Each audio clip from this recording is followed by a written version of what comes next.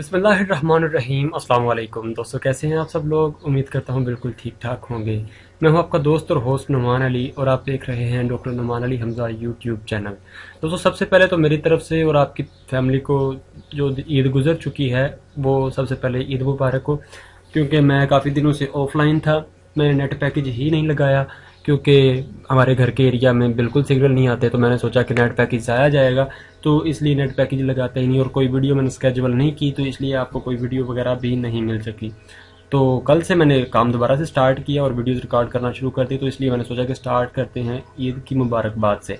तो उसके बाद मैंने कमेंट्स चेक किए, काफ़ी सारे लोगों के कमेंट्स आए हुए थे जिनमें से मुझे कोई 5-6 टॉपिक्स मिल गए, तो मैंने सोचा कि इन पर पहले वीडियो बना लेते हैं, बाकी बाद में देखेंगे।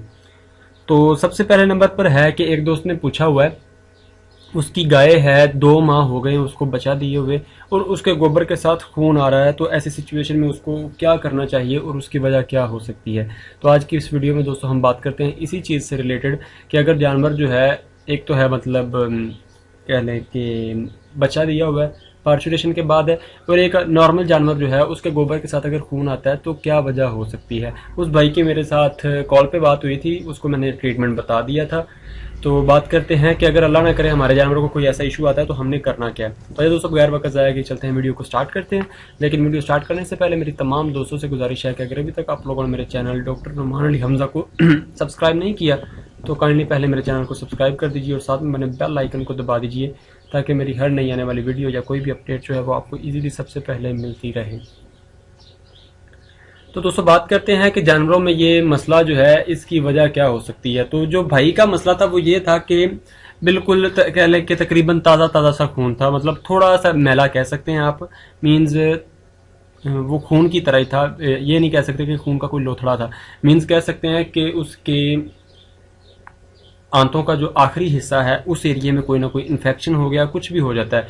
मोस्टली ये होता है कि जानवर की रेक्टल पल्पेशन करने के लिए, यानी कि जब जानवर की प्रेगनेंसी वगैरह हाथ के जरिए से चेक करते हैं तो इस सूरत हाल में कोई मसला बन जाता है, या फिर जानवर को कब्ज वगैरह हो जाती है जिसकी वजह से जानवर जोर लगाता रहता है और उस वजह से भी बाज़ औक़ात कोई ना कोई मसला बन जाता है, जिसकी वजह से थोड़ा बहुत इन्फेक्शन हो जाता है, थोड़ा बहुत कट आ जाता है, जिसकी वजह से जानवर जो है वो ब्लीडिंग करना शुरू कर देता है, उसका ब्लड जो है वो उसके गोबर के साथ आना शुरू हो जाता है। ये कोई इतनी मतलब सीरियस कंडीशन नहीं होती, लेकिन ख्याल करना ज़रूरी है। अगर थोड़ा ब्लड आ रहा है तो फिर इतनी ज़्यादा सीरियस नहीं है, लेकिन अगर ये ना हो कि मतलब एक किस्म का टूटी ही चल पड़े तो फिर थोड़ा सा ख्याल जो है वो ज़्यादा करने की ज़रूरत है। फिर मतलब कह लें कि इस बात को सीरियस लेने की ज़रूरत है।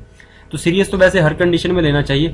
तो बात करते हैं कि अगर हमारे जानवरों को कोई ऐसा इशू आता है तो हमने करना क्या है। दोस्तों सबसे पहले नंबर पर जानवर को कोई ना कोई चिकनी चीज़ जो है वो पिलानी होती है। आप जानवर को मस्टर्ड ऑयल यानी कि सरसों का तेल पिला सकते हैं, या फिर जो है लिक्विड पैराफिन आप वो भी इस्तेमाल करवा सकते हैं। इसके साथ अगर तो ब्लड बिल्कुल ताज़ा है तो आपने जानवर को, ये सिर्फ ये नहीं है कि एक जानवर जिसने बच्चा दिया हुआ है या फिर जो लोकल है, ये सब जानवरों के लिए, मेल जानवरों के लिए भी यही है। तो ज़रूरी नहीं है कि मेल जानवरों की तो मतलब रेक्टल पल्पेशन नहीं होती, लेकिन उनको कॉन्स्टिपेशन हो सकती है जिसकी वजह से मसला आ सकता है। उनकी खुराक ऐसी हो सकती है जिनके ज़रात जो हैं वो आगे जाकर नुकसान कर सकते हैं।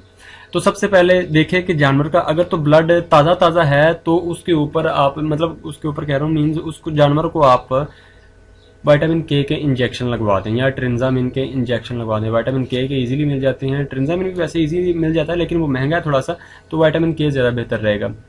तो बहुत सारे लोग यहाँ पर ये पूछना शुरू कर देते हैं कि सर जानवर को लगाने कितने हैं। तो आप 15 से 20 ml जो है वो एक बड़े जानवर को लगा सकते हैं जिसका वजन 500 किलोग्राम तक है, जिंदा वजन। आप एक ऐसे जानवर को 15 से 20 ml लगा सकते हैं इजीली। बाकियों का आप छोटों का हिसाब खुद कर सकते हैं कि उनकी ज़रूरत कितनी बनती है। उनको आप विटामिन के लगाएं, या फिर विटामिन के बाद आप उनको कह लें कि तेल पिला दें या लिक्विड पैराफिन पिला दें, और उसके बाद जानवर को सल्फा डिमाडीन जो है वो पिला भी दें और उसको लगा भी दें। इंशाल्लाह इससे आपका जानवर जो है वो बिल्कुल ठीक हो जाएगा। देखें अगर जानवर को थोड़ा बहुत मसला रहता है तो उसको ये दवाई जो है सल्फा डिमाडीन और विटामिन के ये रिपीट भी कर दें। सरसों का तेल और जो है लिक्विड पैराफिन इसको रिपीट करने की ज़रूरत नहीं है। तो दोस्तों ये थी हमारी आज की छोटी सी वीडियो।